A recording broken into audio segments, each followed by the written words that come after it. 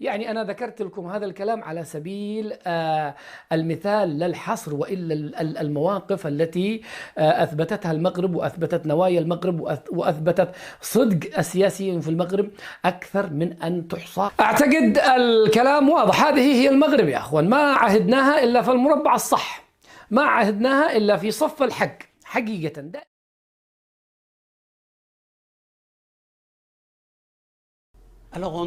إذن في شهر أغسطس من العام 61 أبرم ما يسمى باتفاق تفاهم بين الملك الحسن الثاني وإسرائيل. قبلت إسرائيل بموجبه تعويض المغرب بما تتراوح قيمته بين 200 و 250 دولارا للشخص الواحد، مقابل أن يسمح المغرب لليهود بالمغادرة. وبينما كانت صحافة حزب الاستقلال تندد علنا بالتهجير، كان وزير الخارجية الاستقلالي أحمد بلا فريج يوقع في الوقت نفسه اتفاقية سرية مع منظمات يهودية أمريكية لتمكين المغاربة اليهود من الهجرة مقابل هبة أمريكية من القمح والشعير، كما تكشف هذه الوثيقة من الأرشيف البريطاني.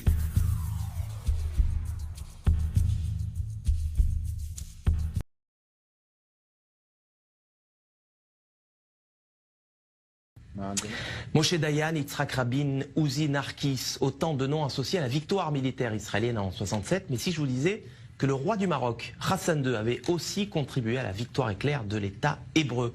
Info, Intox, Joanna Binder, bonsoir. Bonsoir. Alors, est-ce que Israël a effectivement gagné cette guerre de 67 grâce à l'aide du Maroc? Eh bien, sans le Maroc, Israël n'aurait peut-être pas gagné la guerre des 6 jours. Alors, tout commence en 1965, on est 2 ans avant que débute la guerre des 6 jours. Les grands leaders du monde arabe se retrouvent à Casablanca. C'est le 3e grand sommet de la Ligue arabe. Alors, vous vous en doutez, le Mossad ne fait pas partie de la liste officielle des invités, mais il est là et il va recueillir des informations cruciales. Il y a un protagoniste, c'est Nasser, le président égyptien, le leader de la coalition arabe. Alors dans quel état d'esprit est-il à la veille de cette conférence? Il déclare à Assouan en février: l'année 1965 est la plus dangereuse des années de la lutte arabe. Israël prétend que les Arabes s'apprêtent à perpétrer une agression. Cela signifie qu'Israël a l'intention de nous attaquer.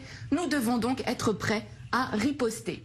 En septembre, donc quelques mois après, a lieu ce sommet de la plus haute importance. À l'ordre du jour, l'état des forces armées des pays de la Ligue arabe, avec cette question: sont-ils prêts à faire la guerre contre Israël? L'autre homme clé de cette histoire, c'est Hassan II, le roi du Maroc. Il va permettre aux renseignements israéliens de connaître ses ennemis.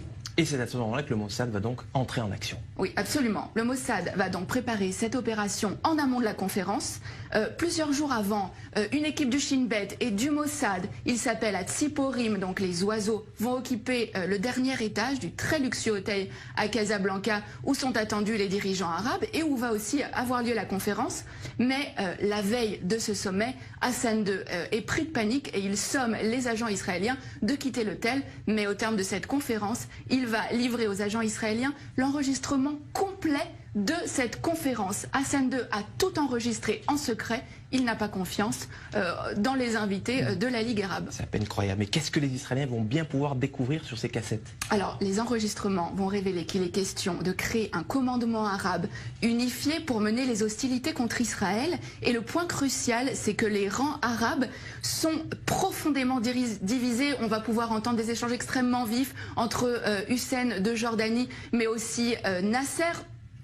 Et alors, ce qui est vraiment important, c'est que les nations arabes vont vraiment révéler leurs faiblesses. Elles ne sont absolument pas préparées pour une guerre contre Israël. Et c'est vraiment sur la base de ces informations-là que Tsahal va lancer les premières opérations de la guerre des 6 jours en 67. Alors voilà un dirigeant arabe sunnite qui est censé être solidaire de ses homologues arabes. Pourquoi Hassan II a-t-il fait ce choix? Qu'est-ce qui l'a motivé? Alors, ce qu'il faut savoir, c'est qu'avant déjà ce sommet, le Maroc et Israël entretenaient déjà des relations stratégiques. Hassan II avait accepté que des juifs marocains émigrent vers Israël, en échange de quoi Israël fournissait une aide logistique au Maroc, notamment en formant ses militaires. Et suite à cette opération, qui a vraiment été considérée comme le fleuron des renseignements israéliens, Israël est en dette vis-à-vis du Maroc. Seulement un mois plus tard, en octobre, cette dette a un nom, c'est Mehdi Ben Barka, le plus farouche opposant d'Hassan II.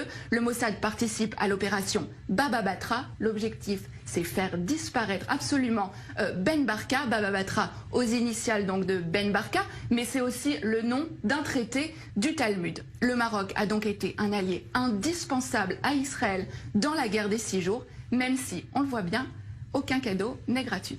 La petite histoire de la grande histoire. Merci Johanna Binder pour ces détails croustillants, digne des plus grands films d'espionnage. Merci d'être passé nous voir sur le plateau du Magorien.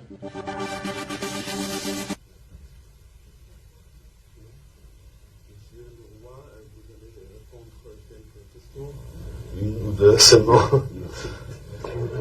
S'il vous plaît.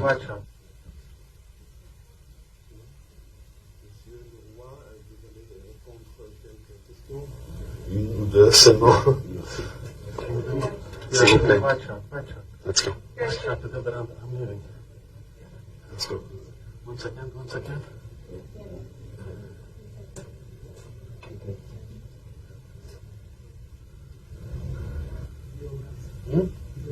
Okay.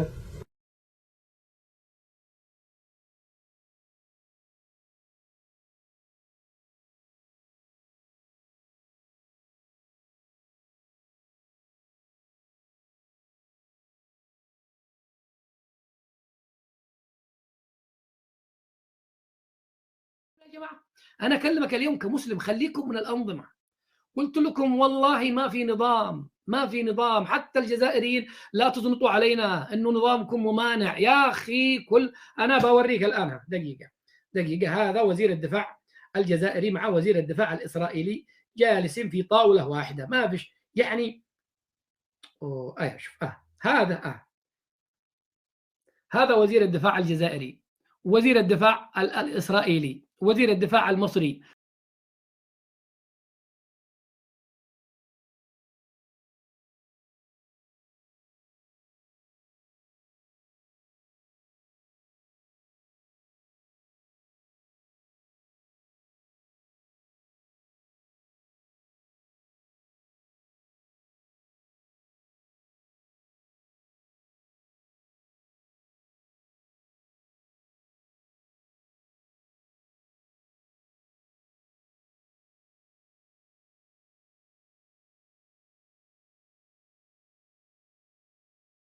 وفي حوار مزدوج من مقر حلف شمال الأطلس في بروكسل، الأميرال جيان باولو دي باولا رئيس اللجنة العسكرية لحلف الناتو